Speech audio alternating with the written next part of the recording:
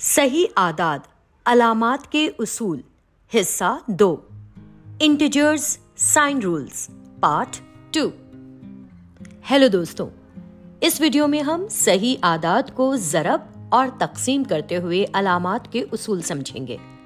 पिछली वीडियो में हमने सीखा था कि अददी खत पर सिफर के बाईं जानिब मनफी यानी नेगेटिव आदाद और दाईं जानिब मुस्बत यानी पॉजिटिव आदाद लिखे जाते हैं।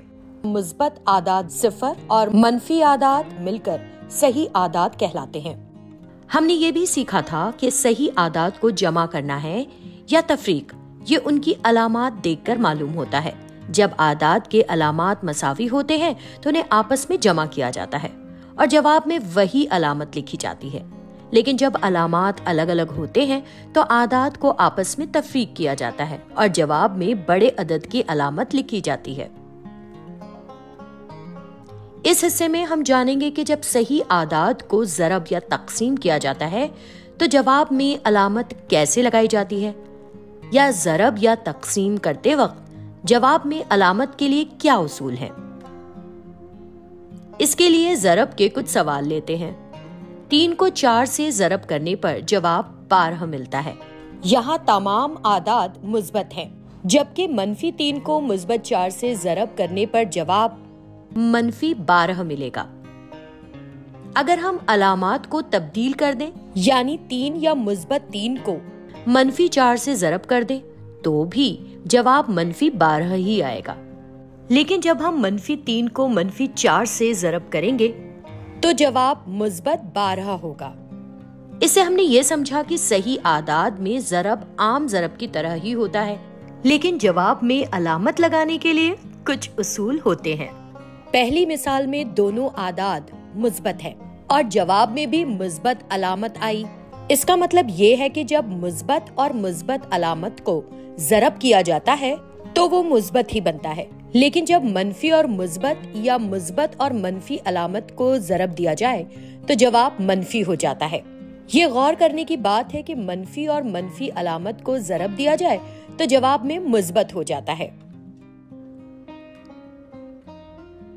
हम इन उसूलों को इस चार्ट की मदद से याद रख सकते हैं।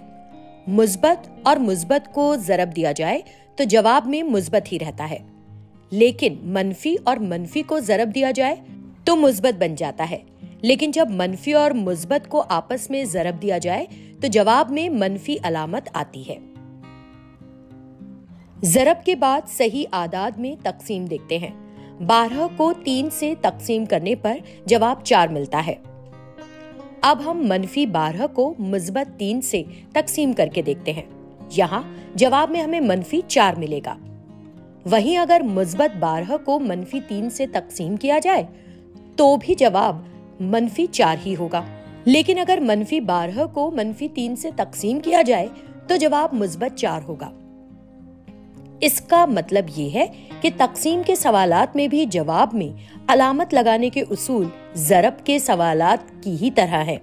यहाँ भी मुस्बत को मुस्बत से तकसीम किया जाए तो जवाब मुस्बत हो जाता है। जब मनफी और मुस्बत या मुस्बत और मनफी अलामात से तकसीम किया जाए तो ये मनफी बन जाता है, और ज़रब की ही तरह तकसीम में भी मनफी और मनफी अलामत को जब तकसीम किया जाए तो जवाब मुस्बत हो जाता है। इसका मतलब ये है कि ज़रब और तकसीम दोनों आदाद के लिए जवाब में अलामत लगाने के उसूल मसावी हैं। ज़रब और तकसीम दोनों में ही मुस्बत और मुस्बत जवाब में मुस्बत ही रहता है, लेकिन मनफी और मनफी मुस्बत हो जाता है। लेकिन जब मनफी और मुस्बत आपस में ज़रब या तकसीम होते हैं तो जवाब में हमेशा मनफी ही आता है।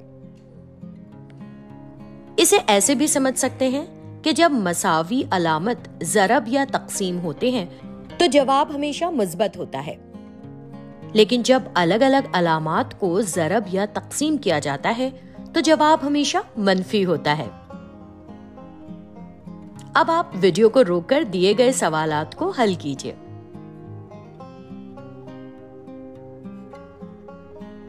सवालात के सही जवाबात हैं। क्या आप सवाल सही से हल कर पाए? अगर नहीं तो इस वीडियो को एक बार फिर गौर से देखिए।